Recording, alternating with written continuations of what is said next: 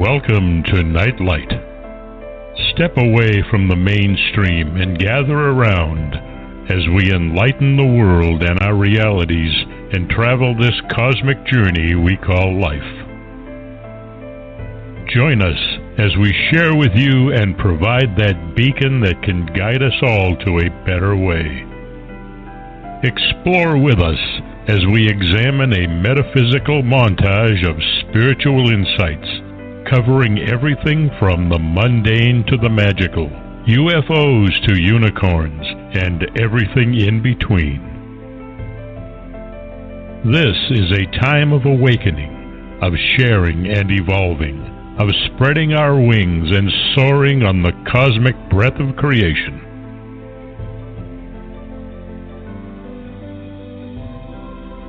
Come and join with other light-minded spirits as we weave our lights together to seek understanding, enlightenment, and, with a little luck, some wisdom.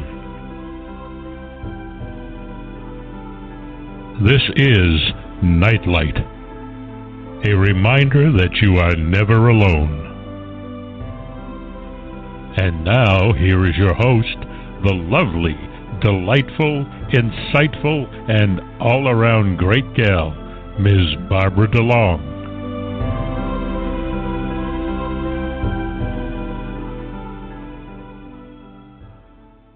Tonight we have a very special man with us. His name is J.M. DeBord. He's an author, dream expert, and instructor. He's appeared on dozens of media programs, including Coast to Coast AM with George Norrie, teaching his Anyone Can Do It system of dream work. Norrie praises him as one heck of a dream interpreter, and this is added to a long list of accolades for his skill and his knowledge.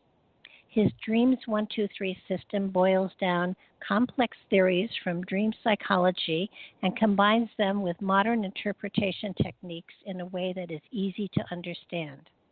His book, Dreams 123, Remember, Interpret, and Live Your Dreams, is a thorough introduction to dream work that requires no prior knowledge of dream interpretation. It's been widely praised by reviewers, along with his newest book, The Dream Interpretation Dictionary, Symbols, Signs, and Meanings. Two books that, if you're interested in becoming semi-expert and learning how to understand yourself to a higher degree and a lot of the symbols that your higher consciousness sends to you throughout the day, both these books are must-haves. They can be found on Amazon.com, or you can go to my website, barbaradelong.com, click on the I Recommend button, click on books. Both his books are there, along with the links to Amazon, so you can get them that way easily too.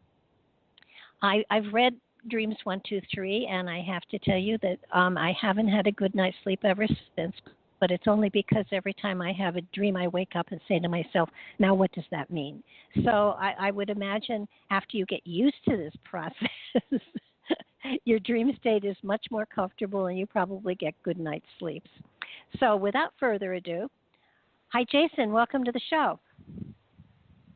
Hi Barbara, it's a pleasure to be here. Thank you for the great introduction.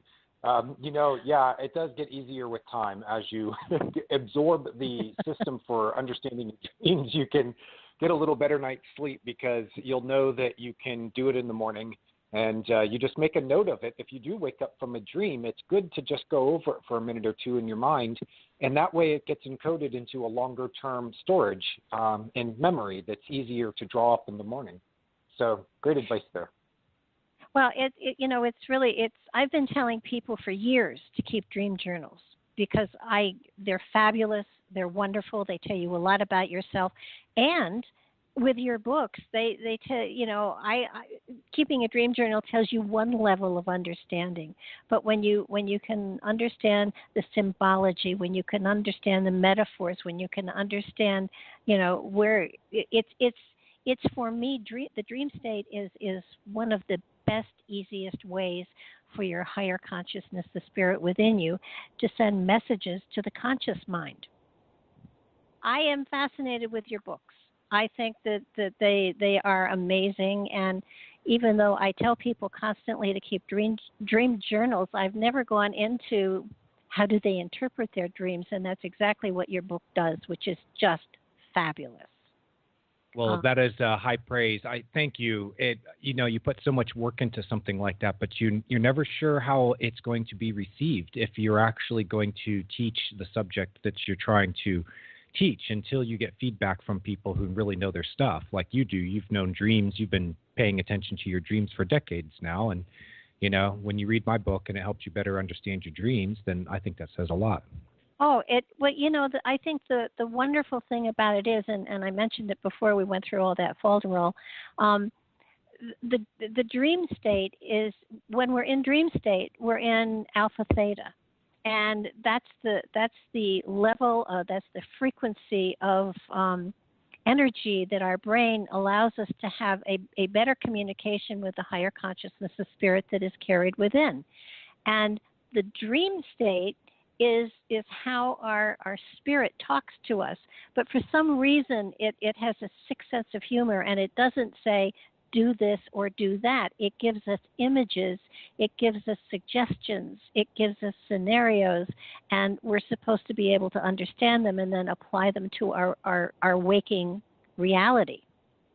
Yes, and I think of that process as the dream wants to be interesting enough to engage you while you are asleep and to be memorable when you wake up. So it tells these stories in such a way that gets your attention, that is able to communicate these messages from the other side, whether you call it the unconscious mind, the creative source, the universe, Mother Nature, wherever it's really coming from. I know that these are good messages, and that while you are dreaming, you are tuned in a way that is difficult to reproduce when you're awake, because you have too much sensory input usually to be able to hear that voice, unless, of course, you are meditating or chanting or just exist in a state of a very calm mind that is not very distracted.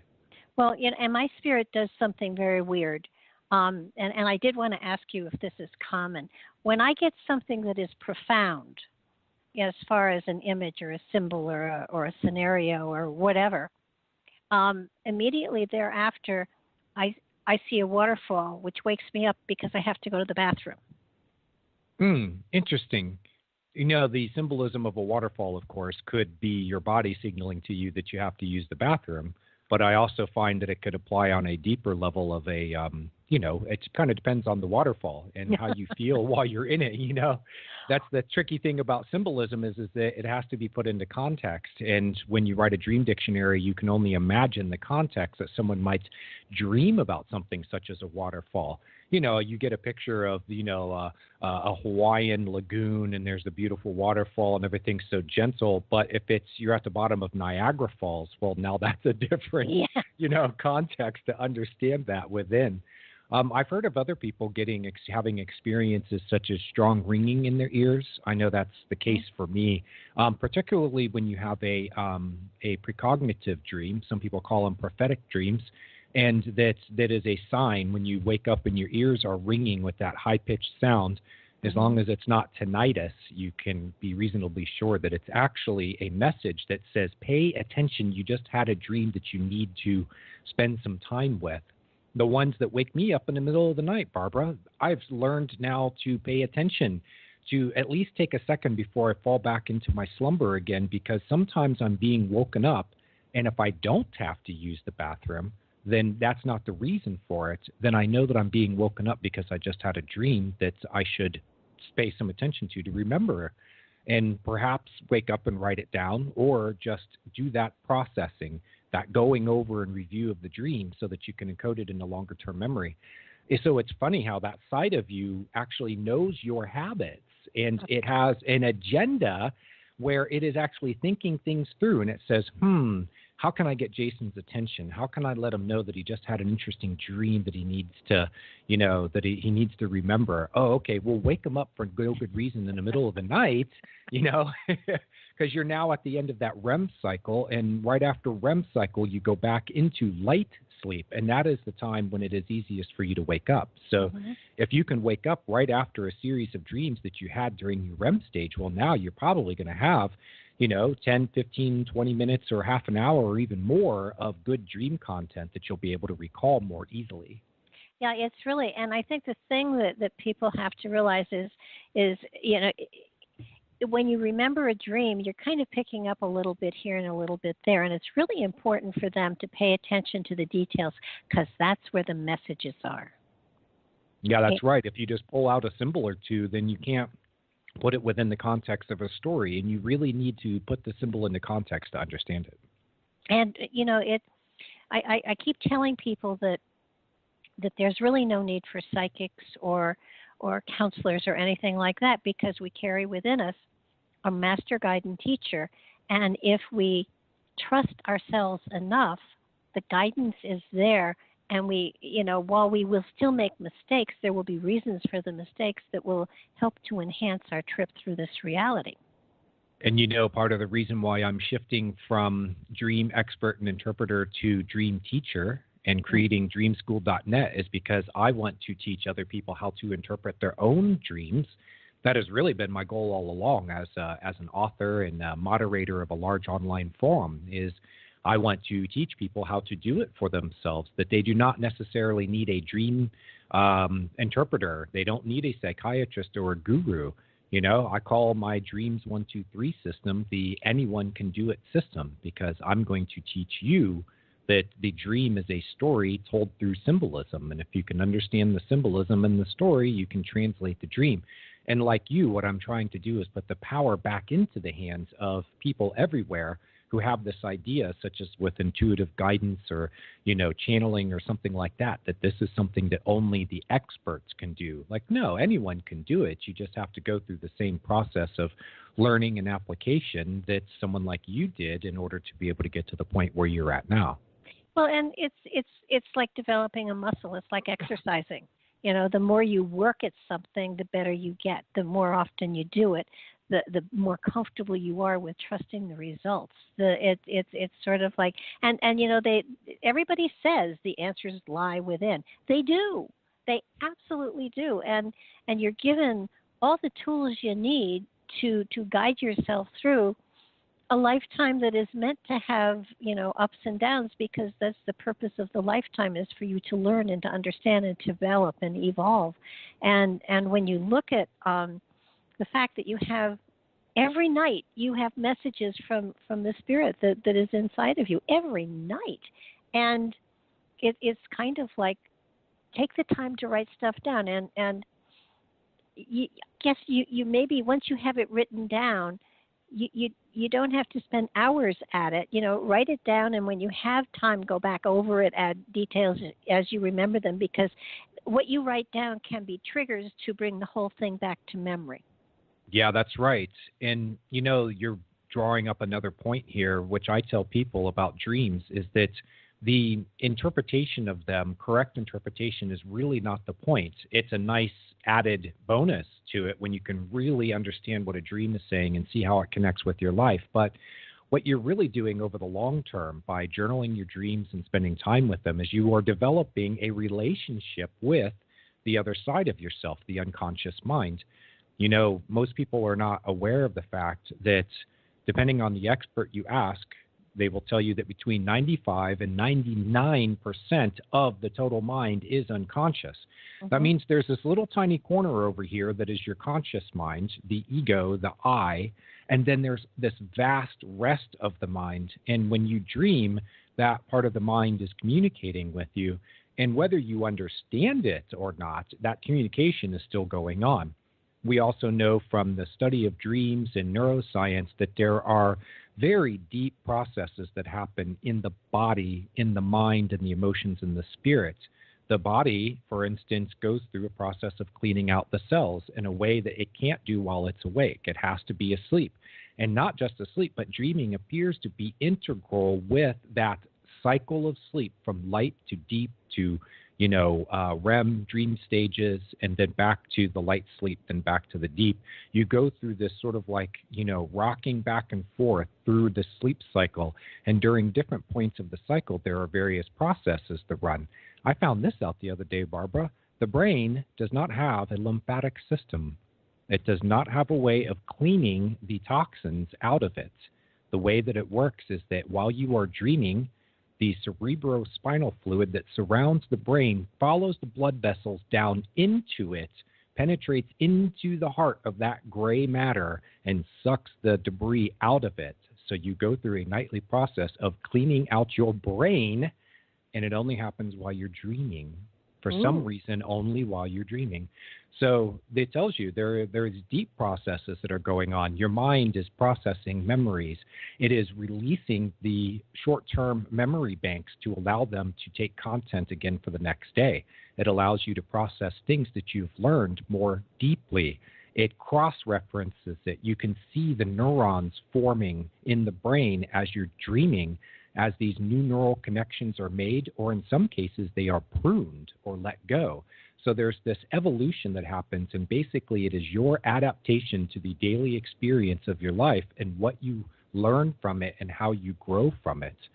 So yes, dreaming is this amazing process, even if you just look at it from the viewpoint of what's going on in the brain and then the body. But then when you consider that you are clearing out your emotional banks too, when you have a good night's sleep, you can wake up in the morning and take on the next day more readily than if you go to bed and you're stuffed full of emotions and you don't sleep well, you don't dream well, and you start the next day right where you left off the night before.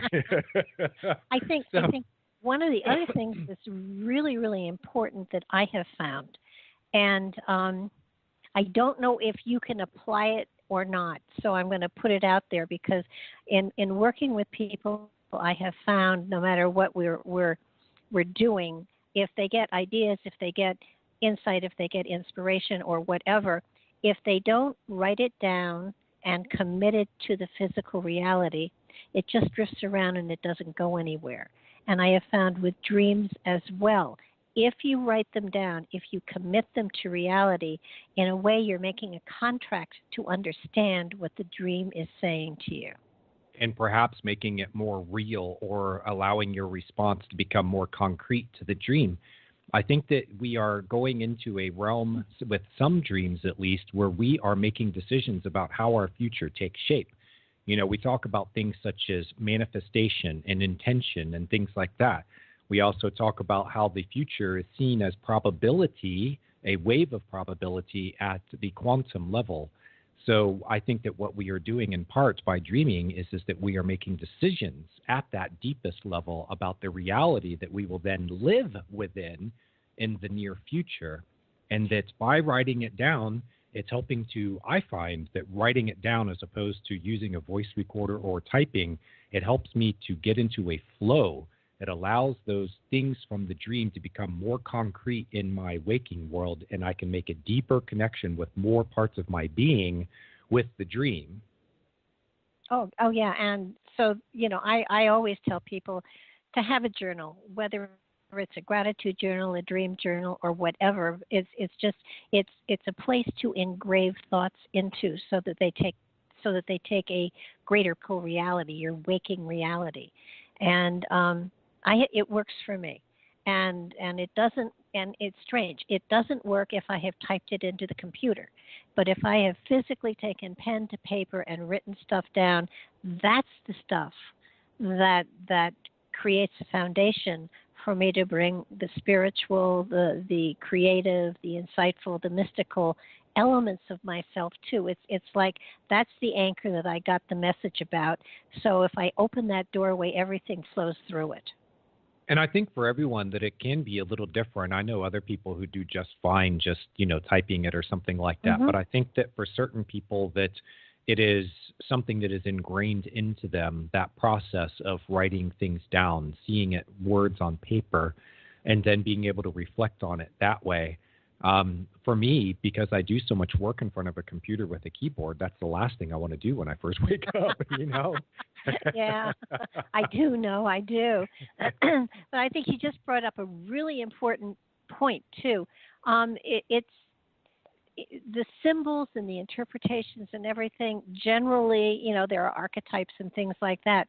But everybody is different, and that means everybody is going to get different kinds of messages, different kinds of symbols, different kinds of insights, so that this is a very individualistic type of experience, so that this is your stuff. And you've given suggestions for things. You've certainly given a lot of examples of dreams that you and other people have had and how they were interpreted, and you can see the metaphors and the symbols and everything. But it's going to take a while for people to understand their symbols and what things mean to them. And once they kind of get their stuff together, then applying your philosophies to it helps them to get a better understanding of what it is they're trying to say to themselves. And I want to say this especially to the people out there who do not keep a dream journal, but this discussion that we're having interests you, then I suggest that not only do you start doing that and that you use my book Dreams 1, 2, 3 as a way of helping to guide you through that process, but that you go ahead and keep your own dictionary of personal dream symbols and that you pay attention to your recurring dreams. The recurring dream themes, I find, are the easiest ones to remember, and there's a set of tools that you can bring to interpreting recurring dreams that will open up other doors in your dream life. And Barbara, you know how opening doors in your dream life opens up doors in your waking life. Oh, absolutely. So do your recurring dreams especially. That's a place for you to start. Most people, when I say, what are your recurring dream themes, can pull up 2 or 3, at least right off the top of their head. They dream about driving, being in their home, being at work, their teeth falling out, flying, falling, running, sailing on a ship, flying in an airplane, something like that. And you can start there and you can go, oh, okay, well, what about flying in an airplane? What can that mean? Then if you turn to something like my Dream Interpretation Dictionary, I show you these various ways that I've encountered that it can be used as symbolism. And once you start off with that base of knowledge, then the next time you wake up with a dream that featured an airplane, you can start right there and you can go, okay, well, does it mean this or this or this or that? It might not mean anything that I have suggested. Dream symbols are so personal and can be so personal that trying to come up with any universal or generalized way of approaching them is almost foolhardy. However, there are patterns when you look at hundreds of dreams that feature a symbol. You might be able to find 5 or 6 things that comes up over and over and over again. You take a plane, for example, because there is a destination that you want to reach in your life, and it is a more distant or important destination. Why? Because planes cover long distances, and for some people, the only time they get on the plane is when it's in a more important trip. Or you might take a plane trip because you are in more of a hurry, and the dream starts with that basic idea, and it builds a story around it. It says, this is what you are in a hurry about. This is why you are in a hurry. So these are ideas that you can bring to the table right away. And if you pay attention to your dreams, particularly your recurring dreams, then if you can get at least 1, 2, 3 symbols and wrap your mind around what they mean in your dreams, then when they pop up in other dreams, you'll be able to have an easy base of reference and you'll start to be able to whip through this process and not have to spend all day at it. unless you really want to. Well, so what is the purpose of a recurring dream? Is there something specific? Does it have to be earth-shattering, or can it be simple? Oh, it can be simple. In fact, I think there are different types of recurring dreams. And right now on my website at dreams123.net, the top story is about recurring dreams. And in it, I detail 3 basic types of recurring dreams. You have the day residue dreams, that you will see imagery that is related to things that you see during the day. And if your days if they follow patterns such as going to work and coming home and things like that, or a type of work you do, like let's say you're a truck driver and you dream all the time about driving on the highway, well, that shouldn't surprise anyone. That's kind of a recurring dream image or even sort of a theme, but there's generally not a deep narrative to it. If there is a narrative, then what the dream is doing is picking up the day residue and it's turning it into a story. These are the things that I notice about dreams to help me initially be able to tell what the dream is really trying to get at. Then you have another type of recurring dream, which I call the serial dream. Some people call them episodic dreams, where you have the same themes, sometimes places, people, imagery, I was just helping a guy with a dream the other day who dreams about the same town night after night. And he knows in this town, it's like mapped out in his mind. And he knows where the stores are and the people live. He knows where the secret paths are. He all these things because he goes there night after night. And there is a sort of a story that continues from dream to dream. It's like episodes, of a television drama or sequels to a movie or something. And then, Barbara, you have what I consider to be the most interesting recurring dreams. I call them the Groundhog Day dreams because you get to a point in the story, in the dream, and if you haven't learned yet what you need to know, then you loop back to the beginning and you start over. And those dreams are really interesting because you can see behind the curtain and assume that there is some part of you that is saying, I need you to get the message here, and I will keep sending this dream at you exactly the same story until you figure out how you are supposed to react in order for that story to progress. Okay, I've got a recurring dream for you. Okay. I'm at my funeral. I'm standing in the back of the room, taking a look at everybody around, and as people are going past the open coffin, which I would never have, but they're walking past the open coffin. And all of my friends are saying, oh, my God, look at her hair. Why didn't she ever wear it that way? It looks beautiful on her. I can't get to the coffin. And I try everything. I try jumping on people's backs. I try everything. And this dream happened for at least 6 months. And it was almost it was frequent enough so that it was like, oh, damn, am I here again?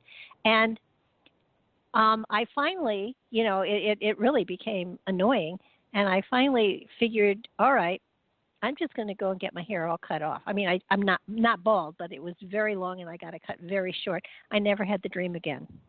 Oh, wow, interesting. See, here I am looking at it from the perspective of a dream interpreter, and where I begin is, especially when I only have a moment to think through a dream like this, the quick and dirty way of interpreting a dream is to simplify it down to its most essential idea.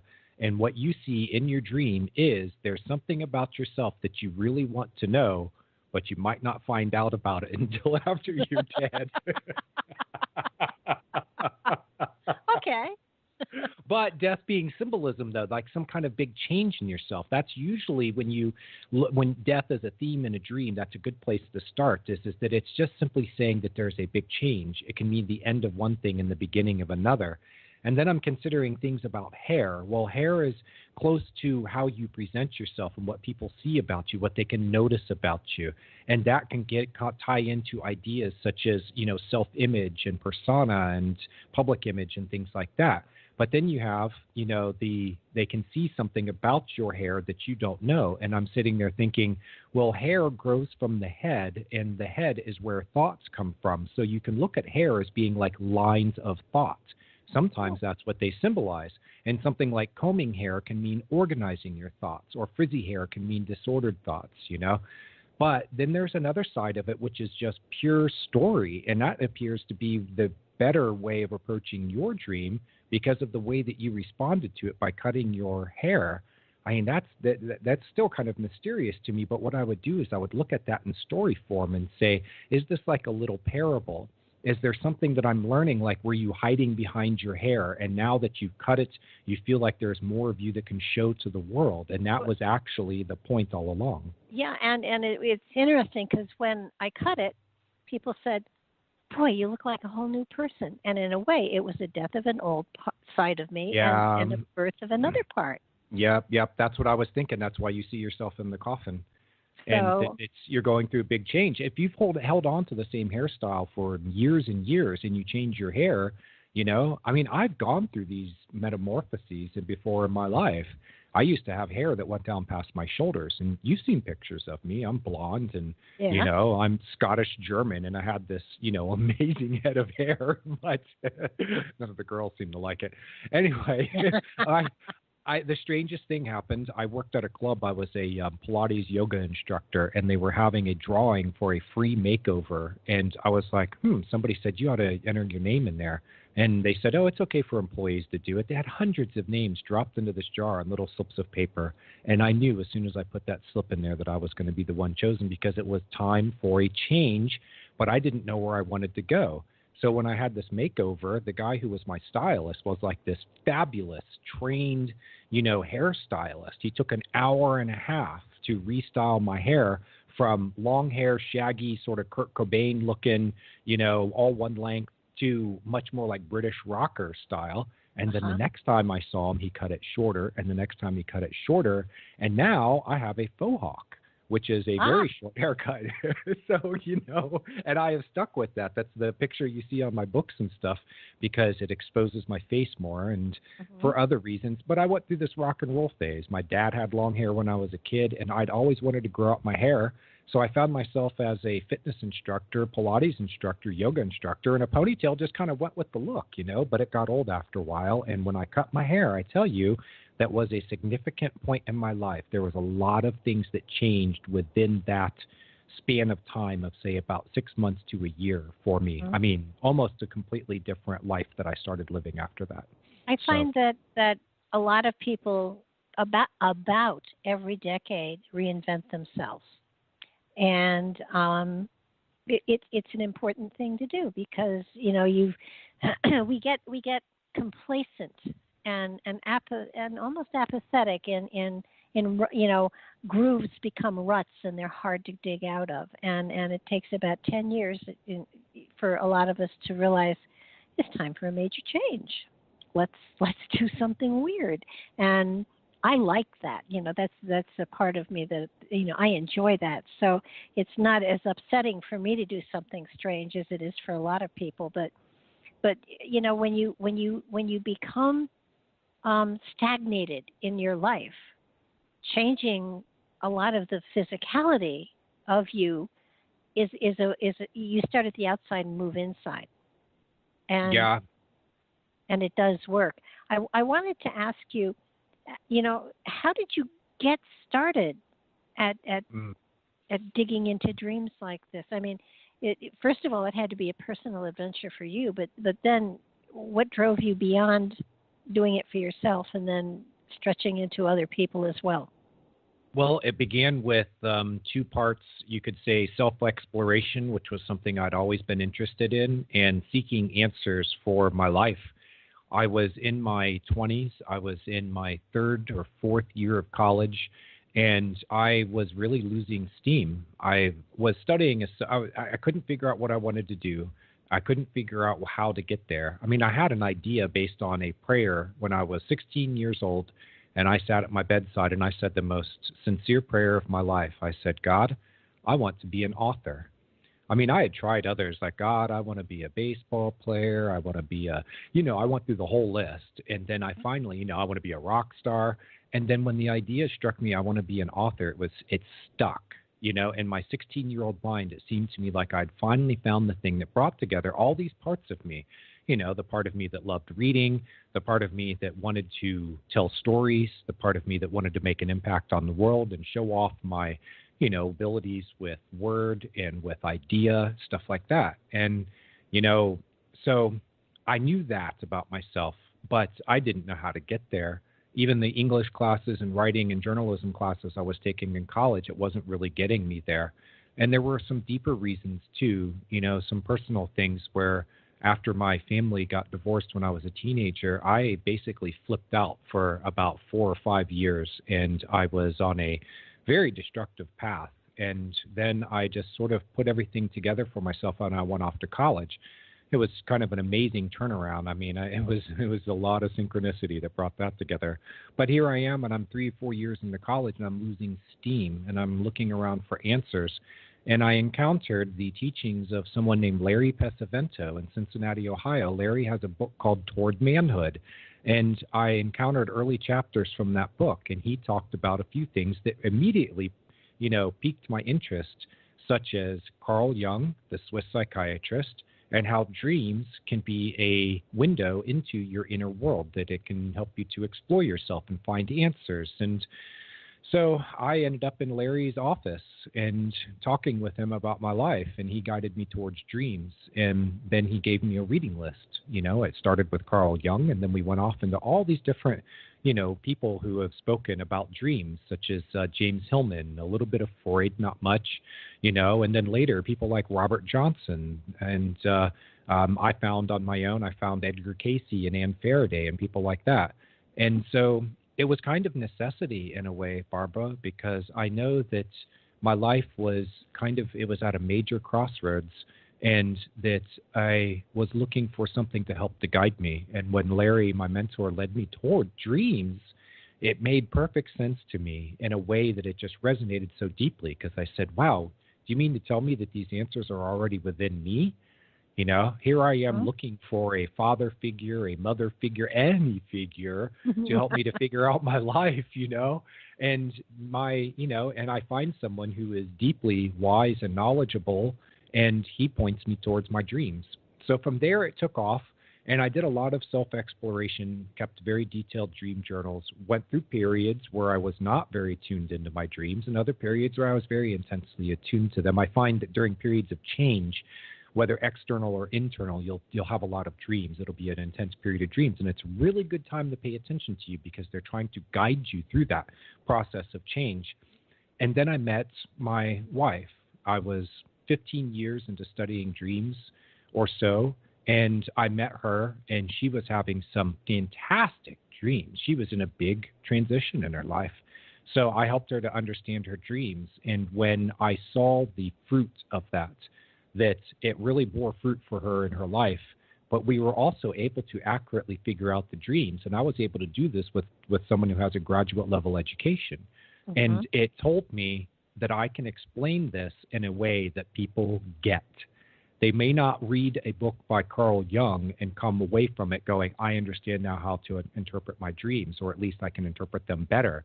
Sometimes you read people like Jung and you are actually more lost than when you started, because he is not writing for the everyday audience. He's writing for an academic audience, and people tend to forget that. Freud was writing to other doctors.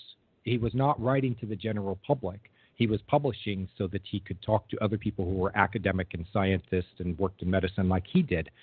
So if we turn to those things as our sources, then what we end up finding is something that can end up making us more confused. So I said, I need to write books that people can truly wrap their minds around. I need to use a lot of examples. And so that's when I ended up at reddit.com, because they have a dreams forum there. There were only about 5,000 subscribers when I started, and there are 45,000 now. And over the last 8 years, as I've contributed to that community, it has really grown. And I've gained thousands of practices there and hundreds of examples that I can pull into my books and say, this is what this dream means to this person at this time. This is how we reached those conclusions. If you step back and decode the symbolism and understand the story that the dream's telling, you reflect on your life and go through these basic processes of dream interpretation, you can figure it out the same way that we did. So that's what I've done. I've got that first book, Dreams 1, 2, 3, and now I have the Dream Interpretation Dictionary, which I wanted to write a dictionary format because, Barbara, most people look to dream interpretation dictionaries or dream dictionaries when they're looking for sources of information. And I was finding people who were getting bad information either through pop psychology dream dictionaries or the dreaded I Googled it. Oh yes. Well, I'm glad that you stuck. You lean more towards Jung than Freud, because had you gone towards Freud, you might not have been in the place you're in now. Yeah. But it just it isn't, and I have to tell everybody that it isn't it isn't just your everyday life and your everyday whatever that goes on within dreams. You can even, and my audience will go crazy over this. You can also get into past lives. Yes, you can, and I've been learning how to do this.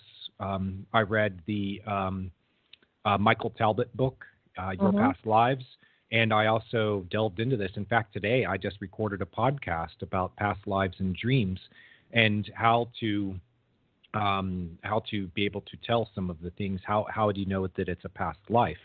And I've talked to Kevin Tedeschi at Association for Research and Enlightenment about it, and he's taken Edgar Cayce's teachings about past lives and dreams, so he's a great source.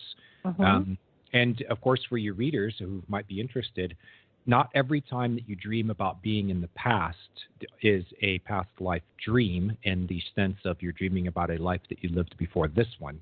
You always have to look first at the ways that dreams can use that kind of setting and imagery to tell a story about perhaps something in your past, or the ideas such as old-fashioned. You see people in period dress, and the men are wearing top hats and the ladies are wearing hoop skirts or something like that, and you think, ooh, I must have lived in the New York in 1920s.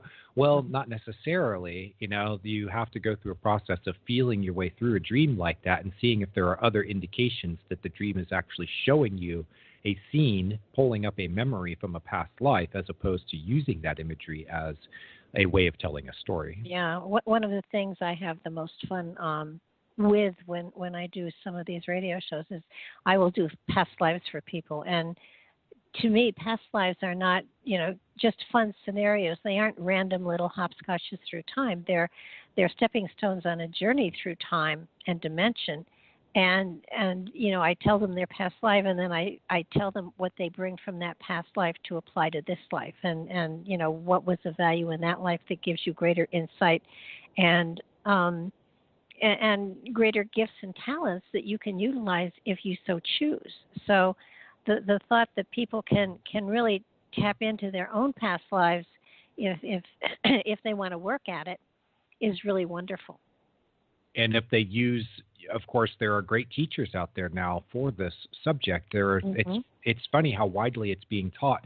A lot of people don't know I'm also the moderator at Reddit of the Past Lives and Reincarnation forums. And I kind of adopted them as my babies because I have gone through a process of learning more about myself through past life regression and the sort of deep semi-hypnotic trance-like states that you go into to allow these memories to arise. I find, though, that it becomes less and less necessary to get into those kinds of states in order to be able to access that information. But it is very highly informative for you. It's a way of just kind of letting the conscious mind get out of the way and then access these deeper layers that are there within you. It's a real phenomena, and a lot of people don't know, actually, that reincarnation has a mountain of evidence that has been accumulated through the scientific method and modern research methods that down at the University of Virginia, that Ian Stevenson and then Jim Tucker both are professors in the Department of Perceptual Studies there, and they have accumulated thousands of reports of reincarnation that are gathered with the research scientists in mind so that they can present this data to their peers and say, does this pass the smell test, or did we do something wrong? And now, basically, they have become so airtight with their evidence that there is no denying it, that there are too many children who are having reports of past life memories, and that the memories are so detailed and specific, and the child is so young, and that there is no way that they could have gotten this idea in their head unless what they're actually reporting are actual memories of past lives. Oh, yeah. And what I find fascinating as well is that I have found, I've been in the field for maybe 50 years. So, but I haven't done any real research, but I have just found that phobias come from past lives. Yeah, if there's not a good reason to explain something, a fear that is that deep, such as a phobia, then you might look at a past life experience. You have a phobia of, say, spiders, even the small little guys that, sit in the corner of the, or they're outside. You don't even have a reason to be leery of them, but you see these inordinate reactions sometimes out of people to things. And, maybe it was in a past life where you had that trauma that involved a spider, or something like that, or a fear of heights. I used to have kind of a fear of being in the water, and I was a really bad swimmer. Despite having experience in the water, I would still, inhale water all the time and all that. And eventually, I got my own pool here in Tucson. We bought a home, and the home had a pool, and I learned how to be comfortable in the water. But there is an intuitive sense in me that says that in a past life, that I perhaps either died in the water or had some kind of trauma. Maybe I watched someone die in the water, something like that. Mm-hmm. And it imprinted this fear into me that there was not, I don't know if it would go to the level of phobia, but there was a fear in me of the water. And it was not based on my experience, my reality in the water, other than the fact that I knew I wasn't the best swimmer in the world. And now I kind of swim around like a fish because I've learned how to get comfortable, but I had the time and the privacy in order to be able to kind of work my way through it and get comfortable. I learned how to float. Barbara, that was the biggest thing for me. I learned how to float. You got to be able to arch your back and put out your arms and do the other things that will keep you atop the water. But once you know that you can sit there indefinitely in that float position, then it makes the fear go away. And then you're doing these deep breathing exercises and stuff as you're floating along, and it makes you get into these very deep states of relaxation, and you're floating over top of 8 feet of water, So, yeah, I do find that phobias can relate to past lives and that it can play itself out in a dream. I saw a very interesting example of this was a guy, and I think I put it in Dreams 1, 2, 3. There was a guy who dreamed that his coworker, his lab partner, had trapped a spider in a glass jar, and she holds it out to him like, here, look at it, isn't it cool? And he recoils from the spider like he does usually from spiders because he's afraid of them. And he looked inside the glass, and he said that the glass magnified the spider to make it look many times bigger than what it really is. Can you know what that is, right? Yeah. That's magnifying his fear, and that his fear is he's making the fear of spider, he's making it a bigger thing than it should really be. So I thought that was fascinating. And it turns out that the coworker, because dreams, every detail of a dream is meaningful, it's purposeful. The coworker was chosen as a character in the story because that coworker is the kind of person he said is not afraid of anything, and he admires her for it. And so that's why the dream picked her to be the one who shows him the spider. You brought up a good point here that I do want to kind of go into a little bit.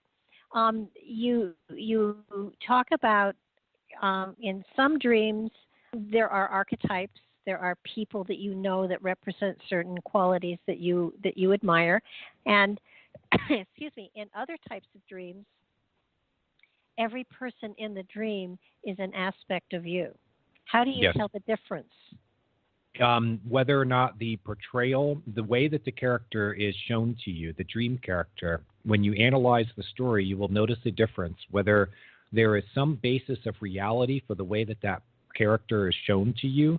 In other words, if it actually represents someone from your life and the relationship you have with that person and the perceptions you have of them, then it will pull in some facts from the reality that you know about the person. But if it is presented to you as completely imaginary or a characterization, as I call it, there's a portrayal, which is based in part on reality, and there's characterization, which is completely imaginary. If it is a characterization, then you know that it is entirely a projection of your inner world. Now, it's not to say that the character is not imaginary when it is portrayed to you, but what I find is that I'm looking more toward outer life for the source of the dream. We're always trying to connect the dream with something either that happened, that is an ongoing situation or circumstance, some kind of interaction with the people around you, or are you talking about things that are going on entirely within your inner world? And those kinds of dreams, the dream characters will be more imaginary. Now, they can be the people that you know, or here's almost a dead giveaway. You start dreaming about something, say, mythological, kings, queens, dragons, knights, mythological creatures, all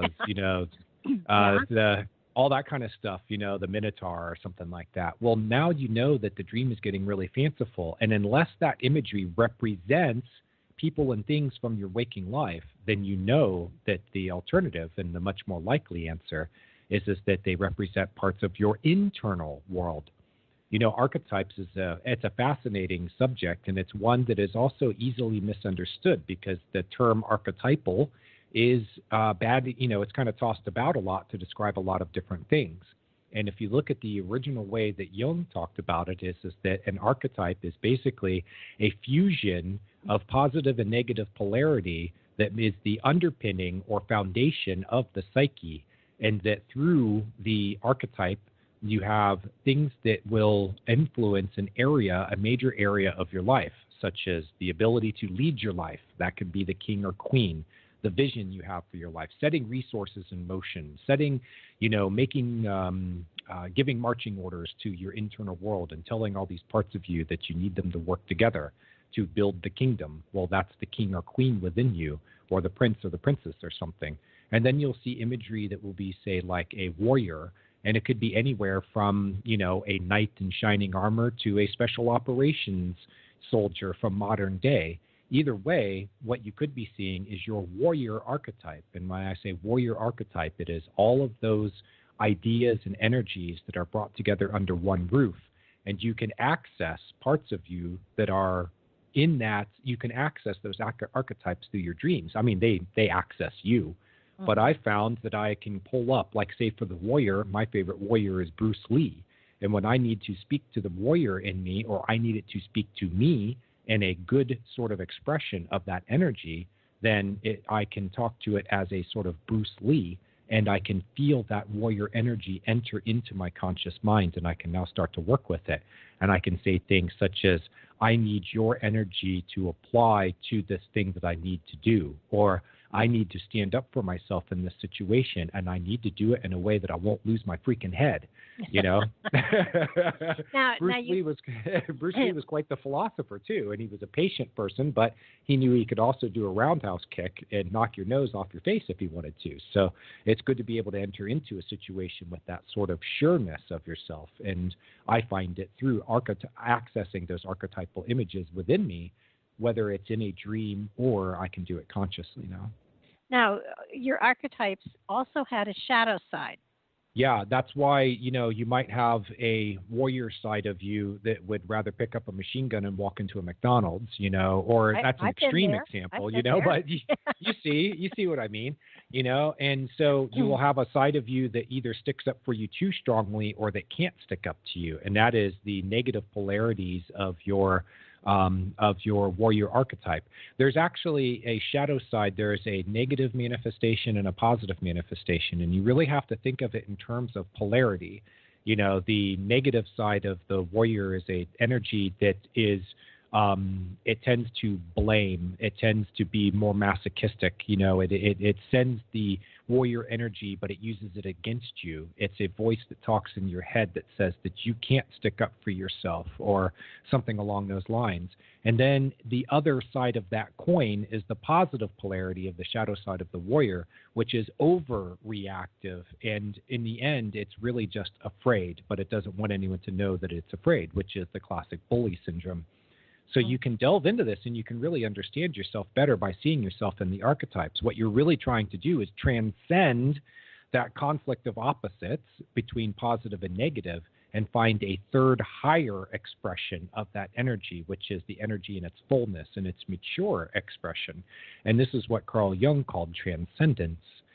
So it gets really deep. You won't really see archetypes that much in your dreams unless you train yourself to look for them. And then the thing that can get in the way is you can start seeing too many archetypes, in the sense of, you say, well, I can identify this pattern of this character here and it's archetypal, so it must be my, magician archetype, and you go, well, I don't know. Let's look at the way that it's used in the story first before we reach any conclusions. And I want to make a point about this. I use terms such as magicians or wizards or whatever because they're very mythological, and that tends to be the way that archetypes manifest in dreams or in your imagination. Well, the modern wizard is the person who is a geneticist. They're taking the building blocks of life and creating something new. There is a magic to that, They are the computer engineers and things along these lines. We have modern day wizards and magicians, and they can take form just as easily in dreams to show the ways that you can use arcane knowledge and skill to be able to do some fantastic things in the world. If, for example, you know how to program computers or do computer graphics or manipulate genetic code or something along those lines. I highly recommend the work of not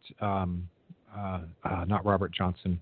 There are too many Roberts in the field of this psychotherapy. Robert Moore.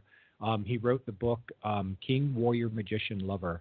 And while it delves into the male side of the psyche, all of the things that he teaches can be understood as in the female side of the psyche and in the archetypes that manifest in females. You know, instead of a king energy, it's a queen energy and a female. And there are certain variations to it that depend on gender, but the overall lessons are the same. And I learned more about archetypes from King, Warrior, Magician, Lover than I did from any other single source. And once I learned how to see it in my dreams, you know, then we're really off to the races. Well, I think that's one of the other really good things about Dreams 1, 2, 3, because you do also give recommendations of books that, you know, if someone wants to go further with something, there are a lot of really good books that you are recommending along the way that they can, you know, stop and smell the roses and read the book and apply whatever, you know, those give you. I mean, it tends to look a little overwhelming at first, but the more you get into it, the more easy it becomes, and the more comfortable you become with, you know, writing down your dreams, sitting back, having a Diet Coke or a cup of coffee, and you know, trying to look for what am I trying. I think if you're saying to yourself, what am I trying to say to me? You know, instead of what does this mean, it's basically, what am I trying to say to myself? What does this symbolize for me?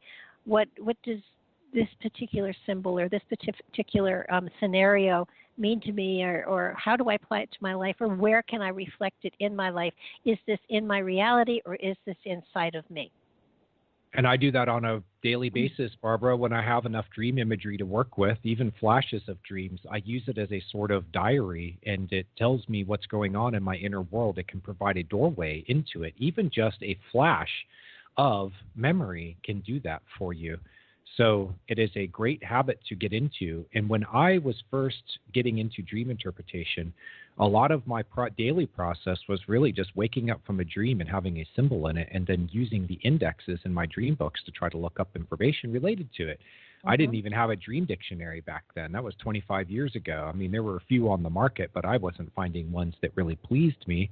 So I was digging into my my books from Carl Jung and from other dream interpreters, and I would look up the symbols, and it gradually built a base of knowledge for me to work from. But the bigger thing is that it taught me the language that dreams use. If you can understand the language of symbolism, which is modeled on our human language, then from there you can see the dream being constructed from the ground up. It's starting with the words, which are the symbols. Behind the symbols are simple ideas and meanings. And then when the symbols are put together with other symbols into a story form, then they convey more complex ideas. So you start off understanding the symbols themselves. It's kind of like when you're learning a foreign language, you learn individual words. But there comes a point eventually when you're going to want to put all those words together into sentences into, chapters and paragraphs and chapters and so on. So as you learn to do that, you become fluent in the language of your dreams, and it is a learning process, but it is worth it. Like you said, it's a practice. Like anything else, you get better at it. And you might end up finding yourself with an understanding of your dreams that goes much deeper than where you started, and much deeper than any sort of pop psychology or anything like that about dreams could ever teach you or inform you of. And the best part of it is you're doing it for yourself. It's fine to do this with other people, and I don't know, even maybe have a group that compares notes and I saw this is what it meant to me. Do you see another way I could look at this? I mean, it can be a lot of fun. I think one of the things that I learned right on when I started out in this field, that certain symbols that frighten people really don't mean what they think. It's very much like the death card in tarot. Yeah. It doesn't mean you're going to die. It means that there is something that is going to go away so that something can be reborn. It doesn't mean you're going to die. Yeah. most people, see, I mean, like when I saw my funeral, I was pretty sure I wasn't dying. I was just dying to see what the hell they had done with my hair. And that dream still bugs me. And I love dying to see what happened to my hair. I mean, nice pun there. I like that, whether you did it on purpose or not. It wasn't on purpose. And the dream interpretation can be a lot of fun. We have this impression that you've got to sit down on the leather couch and let Dr. Freud talk to you about your childhood, but that's not really, a lot of it is really more a daily personal help and therapy. It's a daily talking to. It's a sort of check-in with your higher sources or guidance or whatever. It's coming from within you. And I meant to include this when I was talking about how I got into dreams. And one of the things that really appealed to me about it, it's answers that are your answers. They are answers from you. They come from inside of you. So if I tell someone the meaning of their dream the best that I can, and I don't let them work through it themselves, then they tend to miss what that deep message is, what they can pull out of the dream, what is essentially their own message to themselves, what is their own wisdom that they are telling themselves. So I like the way that you approach the dream is, instead of saying, what does it mean or how do I interpret it, really you can start off with the idea of, how do I get the message? Yeah. And if it's a message, you think of it, well, it's kind of written in a foreign language. What can I do to understand that language better? Well, you can take a course at dreamschool.net on symbolism. I have a 4-hour or so video presentation on dream symbolism. You can go into great depth about the subject.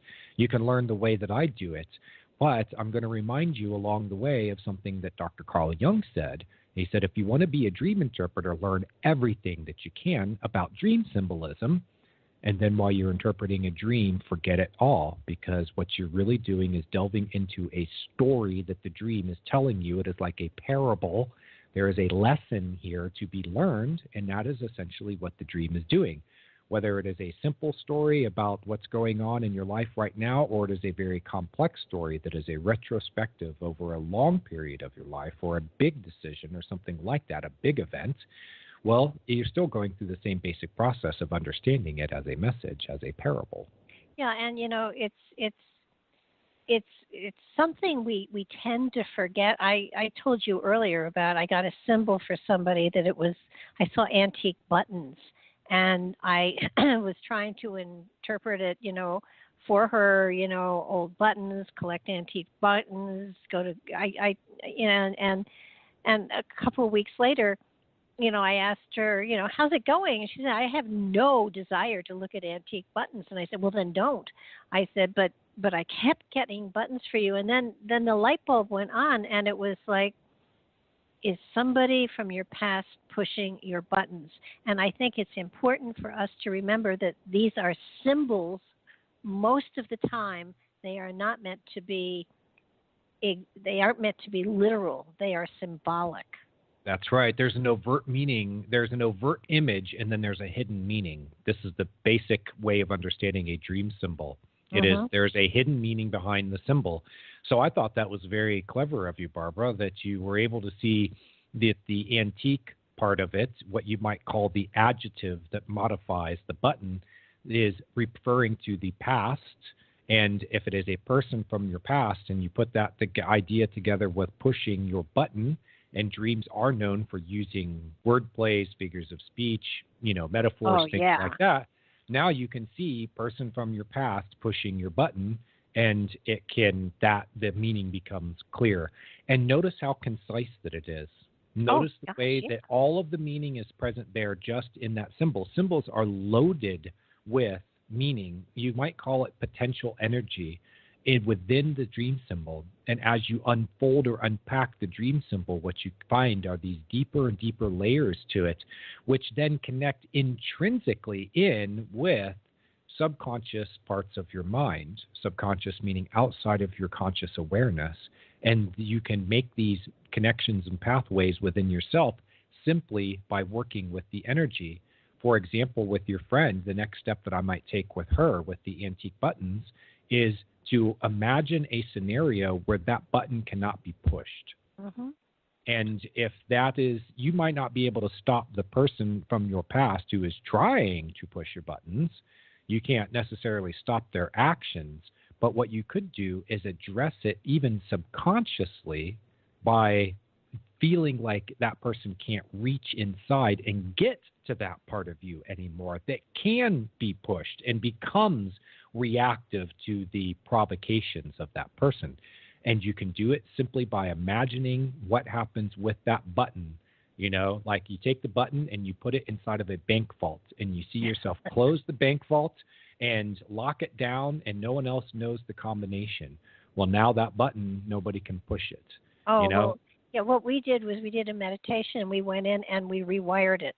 Yeah? How did you do that?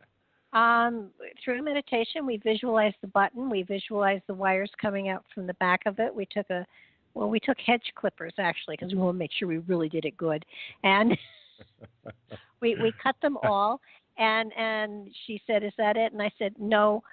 Why don't we do this? Why don't we rewire the buttons so that when they push your button, they get a pain in the neck?" Interesting. I was thinking a shock or something. So and it was funny because she called me a couple of weeks later and she said, "You know that guy I was telling you about that was pushing my buttons?" And I said, "Yeah." She said, "He started at me and I realized that the button was no longer there, and I watched him and after he'd been talking for a while, he reached up and he was rubbing his neck." And Oh, interesting. Yeah, you know, or you could even take it another direction if you want to be, you know, if you want to go more towards kind of bringing the light into everyone's lives. You might imagine it as there gets, you know, that a holy light opens up over top of their head every time they try to press that button, you know, or something like that. I have found that it is amazing things that you can do with imagery from your dreams that's charged with negative emotions if you embrace it in some way and just give it love. That is more spiritual, but it was more give him a pain in the neck. Oh yeah, definitely. And the guy has no idea why, you know. None. She said, "I just sat there smiling, and he got so fed up with me, he walked away." And I said, "Perfect." But yeah, I think people have to understand that we really have amazing power inside of us to discover magical wonders that we carry within. Is there some way we can program ourselves before we go to sleep? First of all, to remember our dreams, and then to sometimes if there's an issue we want to work on, to focus ourselves when we get to dream state in that direction. Yeah, well, the first thing you're going to do is prepare yourself before you go to sleep. I find that clearing my mind and listening to the Om chant in particular helps to get myself tuned up right. But even if I don't have an opportunity to do that, what I'm doing before I'm going to bed is I'm preparing myself for sleep. I have a little ritual. And you want to tell yourself, A, that you are going to have dreams, and B, that it's really important that you remember them. And you can say that to yourself so that it really resonates deep inside of you. And that deepest part of you says, okay, I'll be paying attention for my dreams. And then the second thing to do is to phrase your question that you have in the most neutral but specific sort of way that you can. You know, like, how do I deal with this person who is pushing my buttons? You know, if that is your question, then you go to bed with it on your mind. You say it to yourself a few times, and then you seek the answer. You look for the guidance. I find that it can appear very cleanly and simply and quickly, and I find other times that it takes a while, or it might not happen on the first night, or it might be shown to me as symbolism or something along those lines. But you can have a relationship with that side of your mind. And if you have built that relationship by doing your daily work of working on your dreams, then you really start to reap the rewards of this, because the energy feeds back to you from that other side of your mind, keeping in mind that at least 95% of your mind is that other side of your mind, and it can connect in with other people and resources that you can't connect in with consciously. You can't resolve a problem or answer a question or whatever within yourself then what the dream can do is reach out for help. And that's when you get an interesting thing, such as connecting in with your ancestors in dreams, or going to past lives, or connecting in through dream telepathy. I know people who answer very complex questions with their jobs and their work lives simply by going to bed with it on their mind, and then looking for the ways that they then start having conversations with people who are experts who can tell them what they are missing. Dr. Jung got to the point toward the end of his life where all he had to do was say that he wanted to know something, and he was known for stuff arriving randomly, seemingly randomly in the mail, the very day that he formulates the question, and it would answer it for him. And sometimes it was very arcane knowledge, things that, and it had taken a month to get to him because somebody from the other side of the world sent him something in Sweden, and it's 1947. It's not like you have FedEx, and it arrives on that very morning. And there were people who witnessed this and said, man, that man is just tuned in, isn't he? So the more that you've put effort into establishing this relationship with the other side of you, the more it can do the work in your favor, and you can come to it with your requests, and it is more likely to answer. But it's sort of like showing up on Christmas Eve and saying, hey, Santa, I'm sorry for all the bad stuff I did this year. Can I still have a present? It's just, well, you might still get a present, but maybe Santa's going to look at you and go, yeah, I don't know. We got some work to do here. Yeah.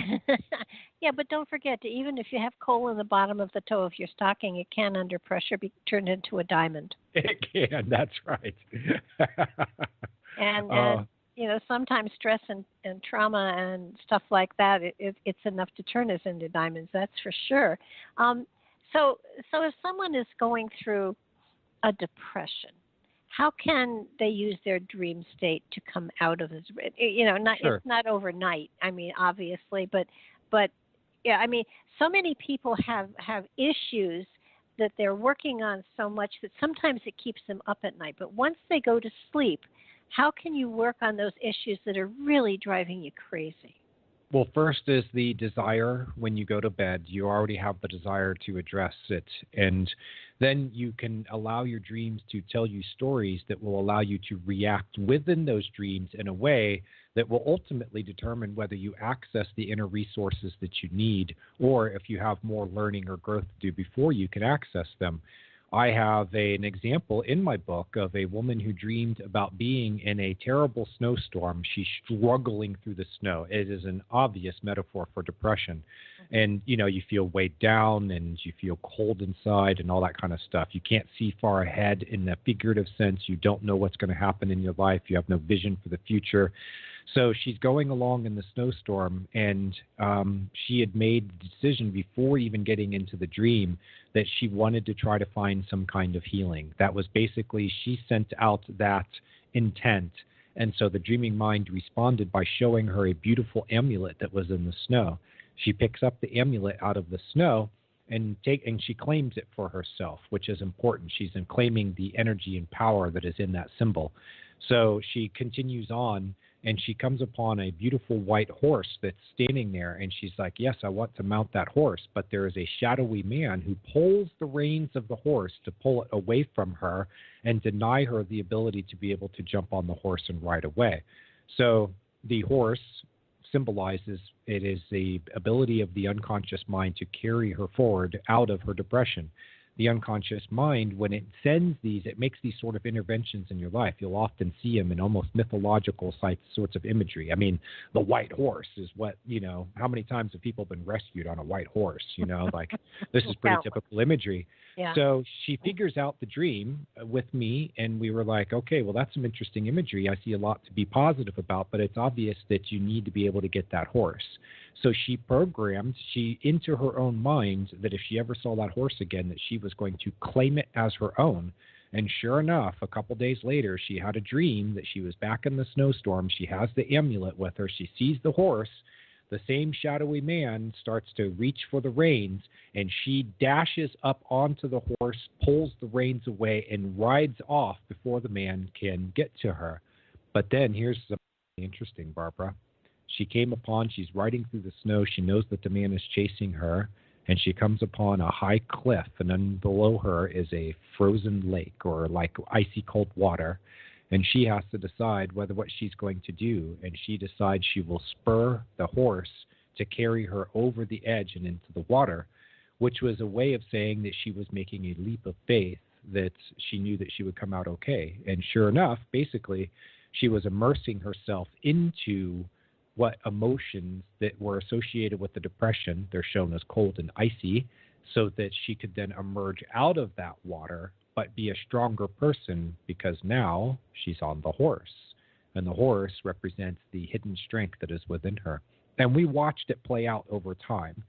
You know, this is the thing, when you are interpreting a dream like that on the morning that you have it, it can be hard to know exactly what the dream is saying, or even if your interpretation is correct. But you can look back over time and see how your life plays out. And if you can identify how your life is told in the stories of your dreams, then your dream journal becomes like a life journal, and you're able to see these things, how your life unfolds after a dream like that. When you're in a dream and you're experiencing the dream, is there an aspect of you that has options that can control your actions in the dream, or do you have to always be just a viewer of something? Thank you for bringing that up, because I think it's very important for people to know that they already subconsciously know everything in their dreams. They created the dreams after all, so it's coming from another part of your mind, and you can access that part of your mind, especially when you're asleep. So you know everything in the dream, and you react based on that subconscious knowledge. So when she reacts the first time in her dream by allowing the man to take the horse away from her, she knows subconsciously that she is not ready to take on that part of herself that is represented as the shadowy man. He is very clearly a shadow character from her psyche. And you know, shadow, it's got to be dealt with. So she, in that first dream, she did not have the resolve or the strength. She didn't think she had it. But after some dream analysis and some inner work and some, journaling and taking care of her body and her health and doing all the other things, then a few days later, when she got into the dream, she was able to react by taking the reins of the horse and riding away before the man could stop her. So by working with the imagery of the dream, she's actually loosing the forces or energy within her, the power within her to be able to address her depression. And this is very important to understand as you're working with dreams, is that is really the level where you are working. It is all you projected out into a landscape for you to interact with. That is essentially what a dream is. And so when you understand that and you know that you're interacting with parts of yourself, then you pick up from there and start to use that imagery and consciously work with it. You don't have to be dreaming. You can wake up after a dream and you can say, okay, I would like to continue that scene. I would like to know more about this scene or what this character is or that character. I have times, Barbara, that I talk to my dream characters in my imagination. I ask them questions and they will answer me. Oh, I've even gotten up and said to myself, I don't like the way that one ended. I'm going back to end it a different way. And yep, dream reentry. Yep. Sometimes bad dreams are simply like bad digestion or something, or because you're responding on many levels while you're dreaming. There's a body level, there is a brain level, a mind level, which is body and brain together. You have your head talking to your heart talking to your head. You have your spirit sitting outside of all that going, hey, when am I going to get my chance here? Your spirit's ready to go out and journey after you've gone through a few sleep cycles and you've taken care of the basics. This is the thing is that dreaming has a priority to it. It needs to, first, you need to get the deep rest that you need. Your body has priorities. And once the body's gotten its priorities, then you have memory processing and emotional processing and big questions or little questions or whatever questions that you need to address. But when you're done with all of that and you still have time that you're asleep, then the dreaming mind can get more creative and say, I want to invent experiences for you. I want to put you into a holodeck, like on our show, Star Trek, that is a completely made-up simulated environment, but there's a purpose to it. There's a reason behind it. The dream creates a scenario and allows you to interact in it like in a simulation, and you can learn things about yourself by the way that you act and react to that story and the way that it's constructed by the dream. What is it called, and what does it mean when people share a dream? Mutual dreaming or shared dreaming is commonly the word or phrase used for it, the term. And I have delved into this. I have found so many reports of shared dreams, and I know that in cultures outside of Western culture that it is commonly accepted, at least in some cultures, that on a nightly basis will share dreams. And anyone out there who shared a bed with their sibling is likely to say that they remember, if they can remember this, that they shared dreams with their sibling. Because when you sleep in the same bed with a person, you have that closeness. Now, you can share a dream with someone on the other side of the world, but I find that it is more likely that you are going to share dreams with the people who are closest to you emotionally, personally, and also physically.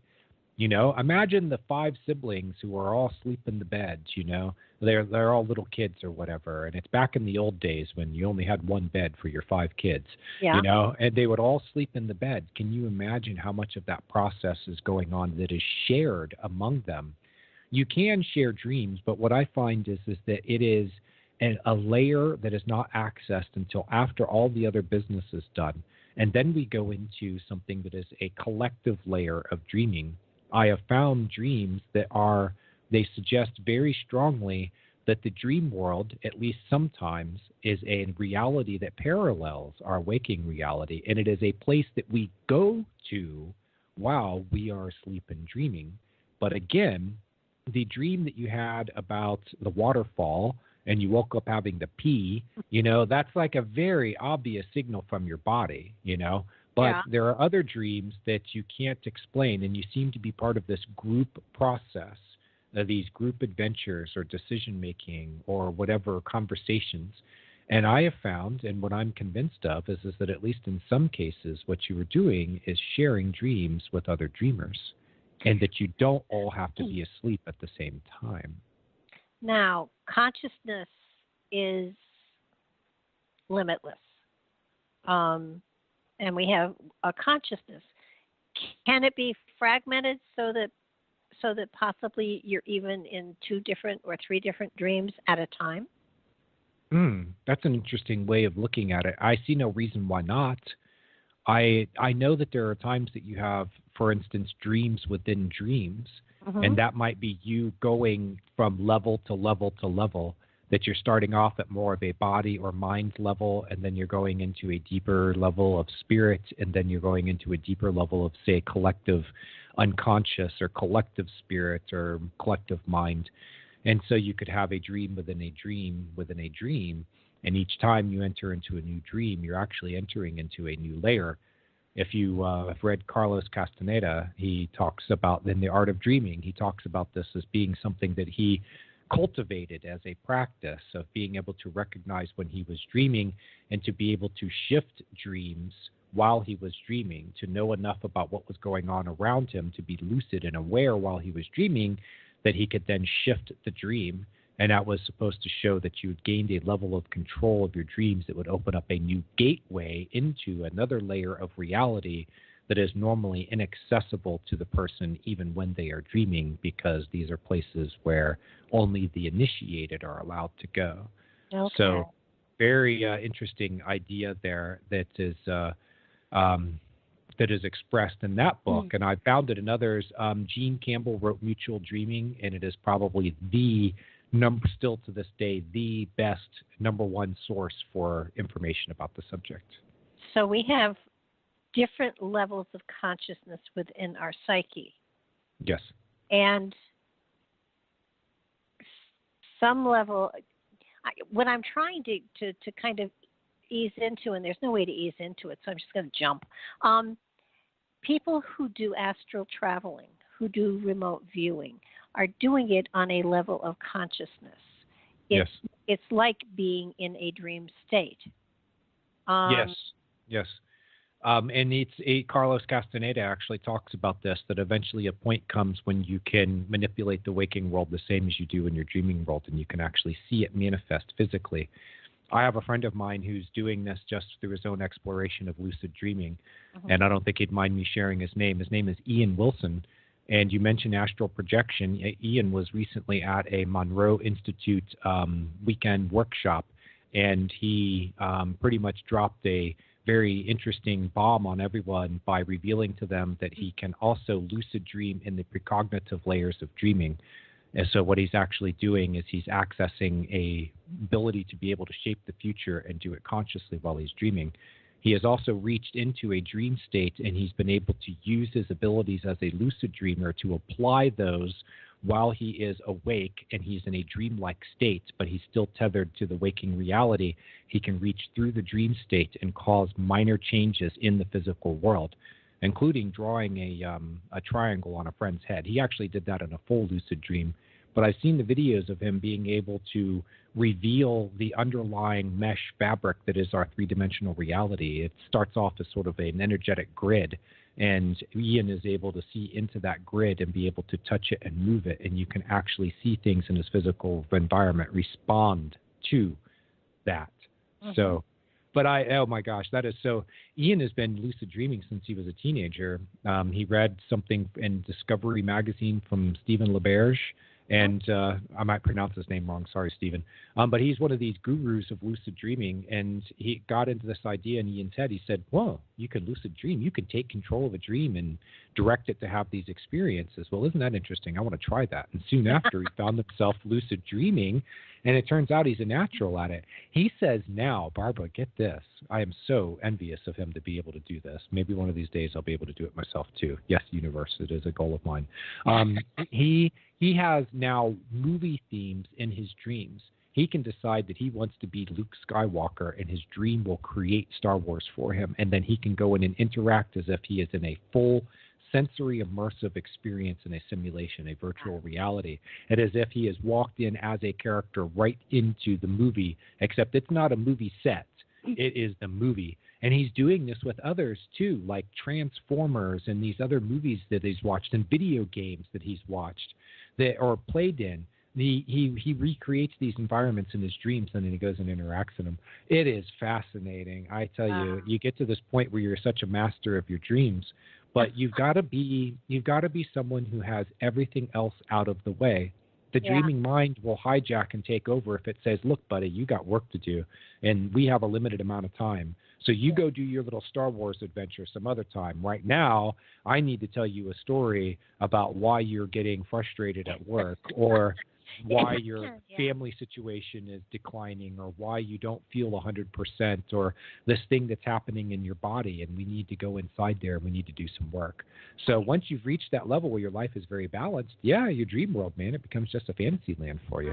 I did, I had a group of people all around the world that we did remote viewing, and through a lead meditation, and I took them out of body, and then I took them back in time. And the responses that I got were, from the experience each time we did it, were fascinating. And the remote viewing was one of those areas that I plumbed into because I know Russell Targ, who was one of the people at SRI who ran the program. I've followed Hal Puthoff, who was another one of the principals that ran that program, and I delved into Ingo Swann. God bless you, Ingo, wherever you are, because he was the originator of the program. He's the one who taught them. He was the psychic who taught them how to be able to remote view, and then took off from there. And people like Pat Price and Joe McMonagle and these other people have taken it off and done their own thing with it. But it is fascinating. You can send your mind anywhere in time or space that you want your mind to go to, and you can view things that you wouldn't be able to view otherwise because your mind's eye is untethered from your body. Absolutely. And just knowing that kind of thing is possible, that past lives are possible, that that tapping into the higher consciousness, the spirit within, and getting messages for your physical reality, it can be done, and it's so simple. All you have to do is be consistent with it. I mean, a one-shot deal is not going to get you much, but if you hang in there for a week, a month, 3 months, you're going to find yourself getting more and more aware and conscious of the symbols, of the metaphors, of the scenarios, and more comfortable with, oh yeah, I know what this means, and this is, this aims me in this direction, and this is what I'm working on, and then comparing it to your everyday life, so that you can. This will give you the missing pieces to what is going on in your physical reality. And I also want to make clear to people out there that you can use your dreams more as a conventional, checking in, mood regulation.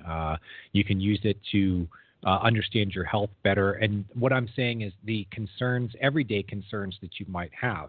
And then if it is a natural progression for you, then you might be led to subjects such as past lives and out-of-body experience and lucid dreaming and some of these other things. But it is not something that you have to do.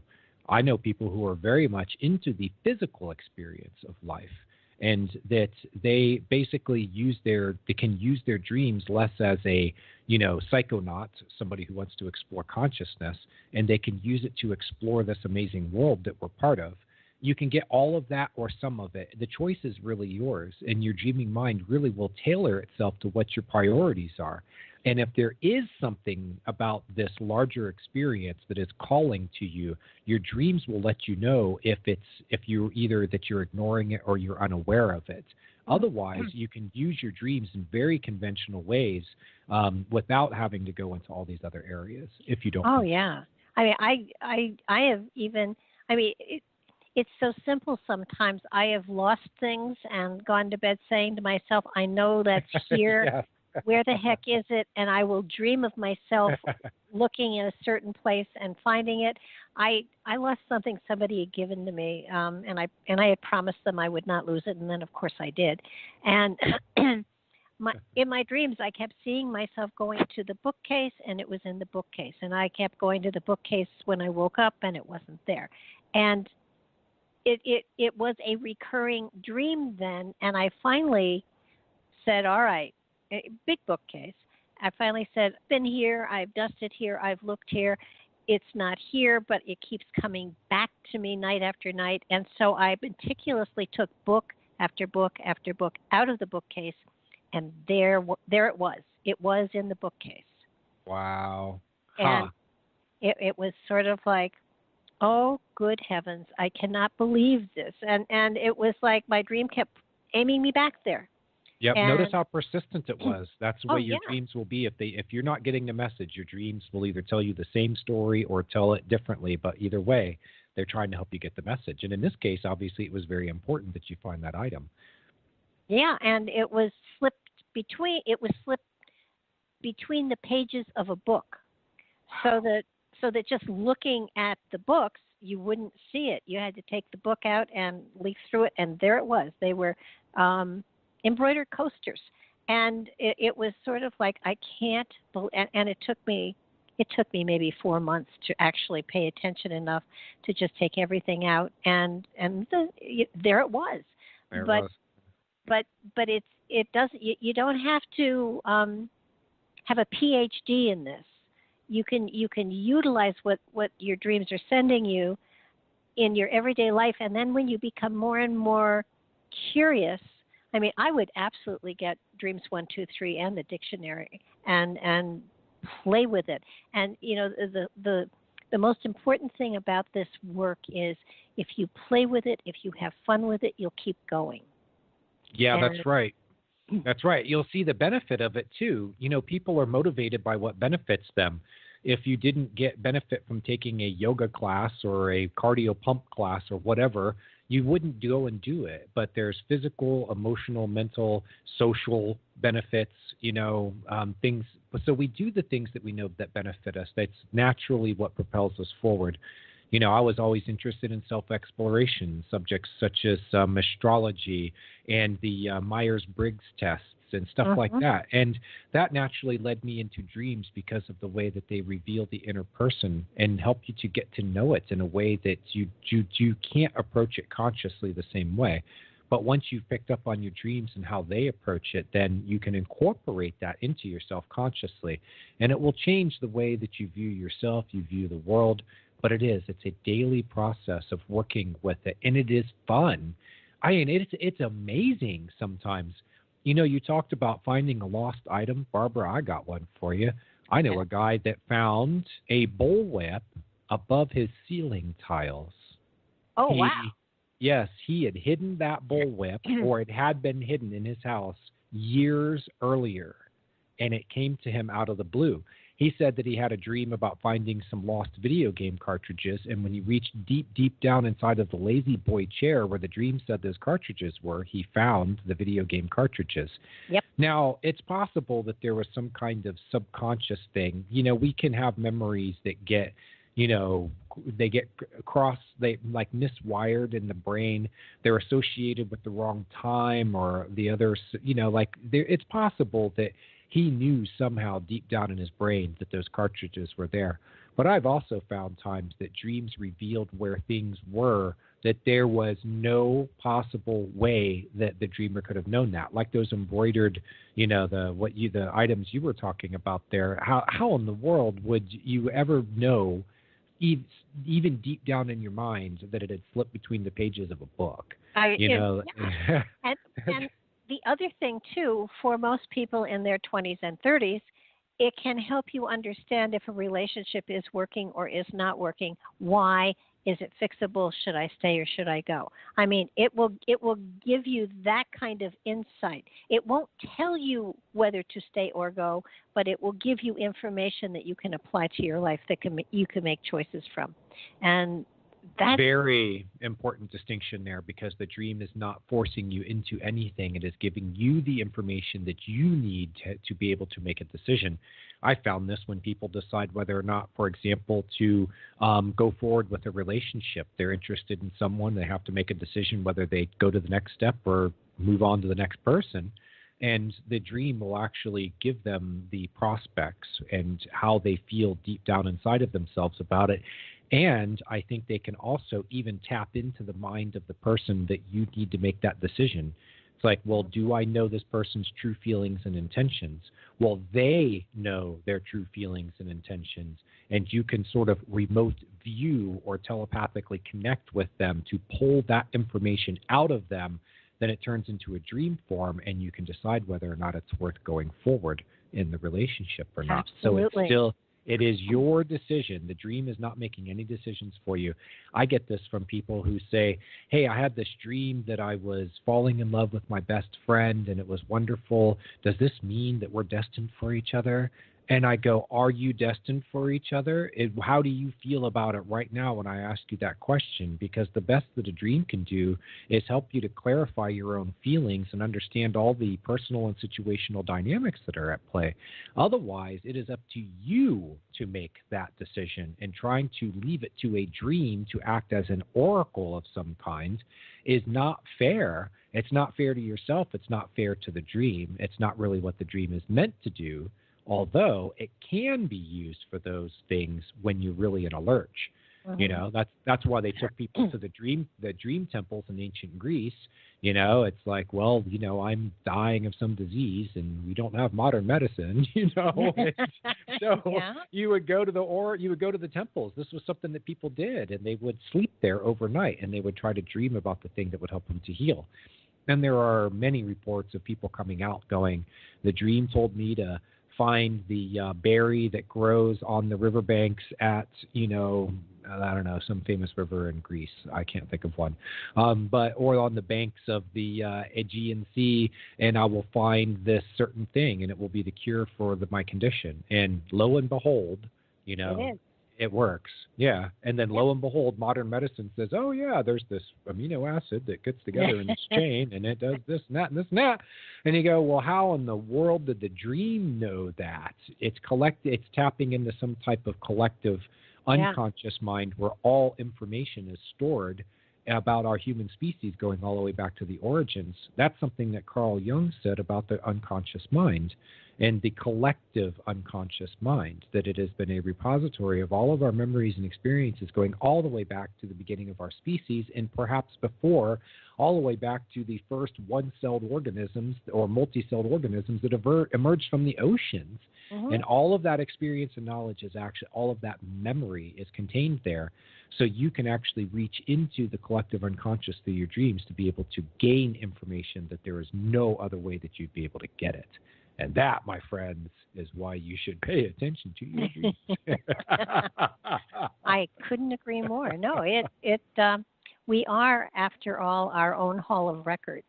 And we do have access to all of that information. It's a matter of trusting, having faith, and working at it. And it is work, but it is fun. And enlightenment is just one of the coolest things in the world. And everybody finds it differently. No matter what layer or level of awareness that you want to work with your dreams on, I highly encourage that you try, that you get at least some understanding of what they can give you and what they can show you, because the more you open yourself up to the potential you have within, the greater the potential you have for the future. Yeah, that's right. And the more access you have to parts of yourself that can be brought to bear, you might not even know that these things exist within you yet, but they're there, and they can take form as objects or characters in your dreams. And your dreams will lead you in scenarios to try to open those doors. There's a big clue for you. The next time you're opening a door to a new room in a dream, you might be opening a new door to some part of yourself. And when you turn on the light switch, it means it becomes a conscious part of yourself as opposed to in the dark or unconscious. Yeah. And all you got to do is follow along with the stories. I teach this over and over again at Dream School, is you are projecting your inner world out into your dreamscape. You can pull in parts of your outer waking reality and the people and situations and stuff in it. Your dreams can address these things. Uh-huh. They can also address the things that are going on deep within you. And what you are seeing is an unfolding process as you make more of yourself conscious. That is, in the end, that is what you are doing by dreaming. The dreaming mind is saying, look, you have all this unused space in here, and you need to start digging in, and it's going to unfold to you naturally if you will put in the effort on your end to make this stuff become conscious. And if you do enough of this over a lifetime or however much time it takes you, you can eventually have a sort of marriage between the conscious and unconscious minds, which the alchemists called marriage of the soul. And what it is actually doing is uniting the conscious with the unconscious. And your dreams, in that sense, are like nightly marriage counseling sessions. They're trying to teach you what you need to know to be able to approach your unconscious mind in a way that the unconscious mind says, yes, you're ready to access these new parts of yourself. Here you go. Have fun. And we've been dreaming since in utero. So it's a matter of using all the material that we've gathered and helping it to make our lives richer. Jason, we're almost out of time. I thank you so much for struggling with me at the beginning of the show. No struggle at all. It ended up becoming a great conversation. So it's been my pleasure, Barbara. Thank you. And I really hope that we can do this again so we can go even further into this. Your website is jamdebord.com. And our Dreams 1, 2, 3, and the dictionary. I forget the full name of the dictionary, but the Dream Interpretation Dictionary, Symbol, Signs, and Meanings. Okay, on Amazon.com. Get them on my website, barbaradulong.com. Go to I Recommend and the books section, and you can hop right to Amazon from there. Thanks for being with us, everybody. It's been a delight and a pleasure. And we will look forward to coming back and hopefully be connected a little faster next time. So have a great evening and stay well, stay happy, and dream big.